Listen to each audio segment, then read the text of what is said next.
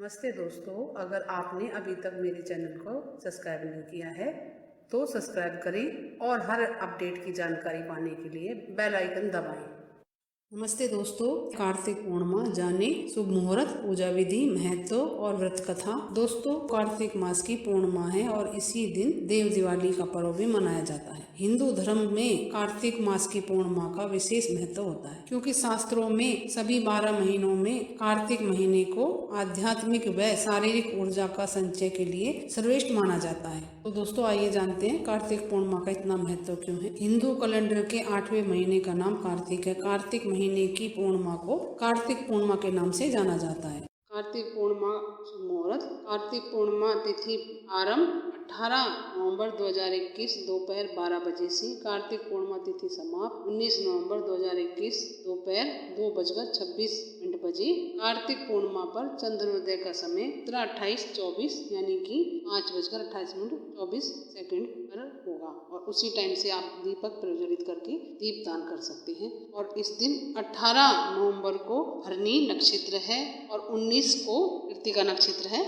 जाने कार्तिक पूर्णिमा का महत्व। धार्मिक मान्यता के अनुसार कार्तिक पूर्णिमा की तिथि पर भगवान शिव ने त्रिपुरासुर नामक राक्षस का वध किया था, जिससे देवगण बहुत प्रसन्न हुए और भगवान विष्णु ने शिव जी को त्रिपुरारी नाम दिया, जो शिव जी के अनेक नामों में से एक है। त्रिपुरासुर के वध होने की खुशी में सभी देवता सर्वलोक से उतरकर काशी में उन्होंने दीपदान किया, दीपदान मनाते हैं। कार्तिक पूर्णिमा का महत्व। महाभारत से जुड़ा कथा के अनुसार जब कौरवों और पांडवों के बीच महाभारत युद्ध समाप्त हुआ, तब पांडव इस बात को लेकर बहुत ही परेशान हुए और दुखी हुए कि युद्ध में उनके कई सगे संबंधियों की मृत्यु हो गई। असमय मृत्यु के कारण वह सोचने लगे कि उनकी आत्मा को शांति कैसे मिलेगी। तब भगवान श्री कृष्ण ने पांडवों की चिंता को दूर करने के लिए कार्तिक शुक्ल पक्ष की अष्टमी से लेकर कार्तिक पूर्णिमा तक पितरों की आत्मा की तृप्ति के लिए तर्पण और दीपदान करने को कहा। तभी से कार्तिक पूर्णिमा पर गंगा स्नान, पितरों को तर्पण देने के लिए इस तिथि का महत्व होता है। और पुराणों के अनुसार कार्तिक पूर्णिमा की तिथि पर ही भगवान विष्णु ने धर्म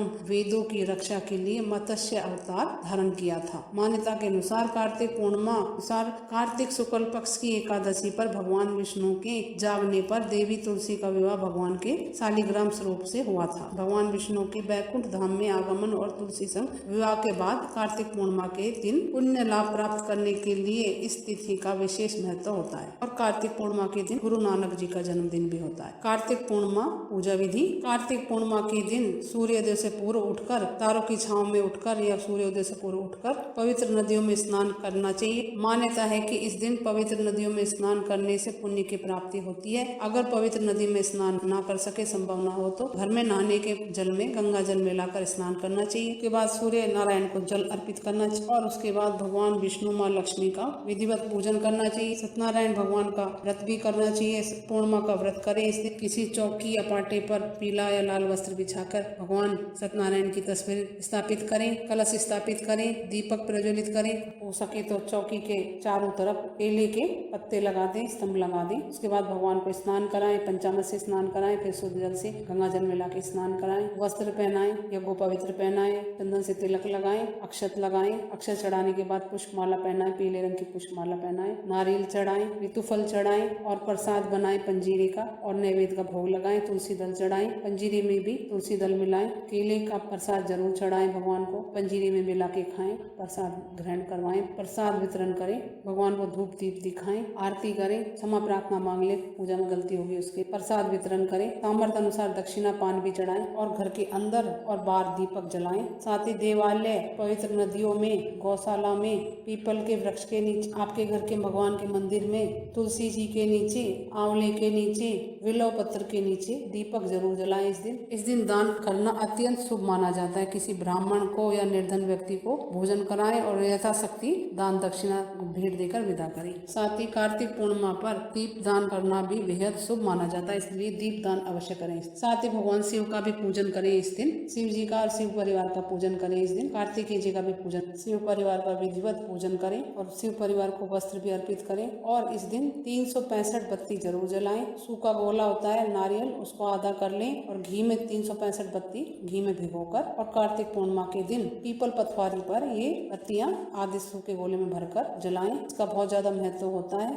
कार्तिक पूर्णिमा की कथा। पौराणिक कथा के अनुसार तारकासुर नाम का एक राक्षस था। उसके 3 पुत्र थे। सबसे पहला तारक्ष, दूसरा कमलाक्ष और तीसरा विद्युतमाली। भगवान शिव के बड़े पुत्र कार्तिकेय ने तारकासुर का वध किया था। अपने पिता की हत्या की खबर सुनकर तीनों पुत्र बहुत दुखी हुए। तीनों ने मिलकर ब्रह्मा जी से वरदान मांगने के लिए घोर तपस्या की। ब्रह्मा जी तीनों की तपस्या से प्रसन्न हुए और बोले कि मांगो, क्या वरदान मांगना चाहते हो। तीनों ने ब्रह्मा जी से अमर होने का वरदान मांगा, लेकिन ब्रह्मा जी ने उन्हें इसके अलावा और कोई दूसरा वरदान मांगने को कहा। तीनों ने मिलकर फिर सोचा और इस बार ब्रह्मा जी से तीनों ने अलग अलग नगरों का निर्माण करने के लिए कहा, जिसमें सभी बैठकर सारे पृथ्वी आकाश में घूमा जा सके। सोचने लगे कि 1000 साल बाद हम जब मिलेंगे और हम तीनों के नगर मिलकर एक हो जाएंगे और देवता तीनों नगरों को एक ही बांध से नष्ट करने की क्षमता रखते हो, वही हमारी मृत्यु का कारण हो। ब्रह्मा जी ने उन्हें वरदान दे दिया। तीनों वरदान पाकर बहुत ही खुश हुए और ब्रह्मा जी के कहने पर मैदानों ने उनके लिए 3 नगरों का निर्माण कर दिया। तारक्ष के लिए सोने का नगर बनाया,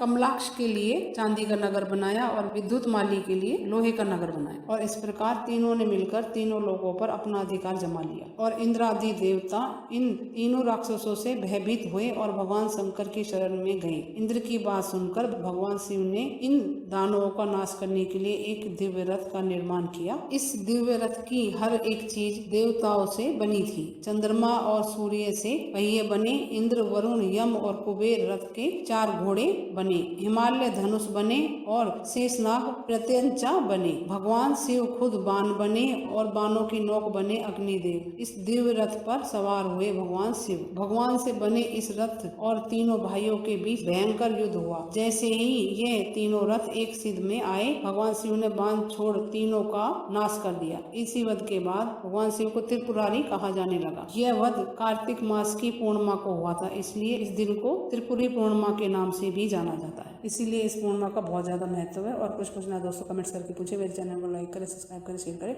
नमस्ते दोस्तों।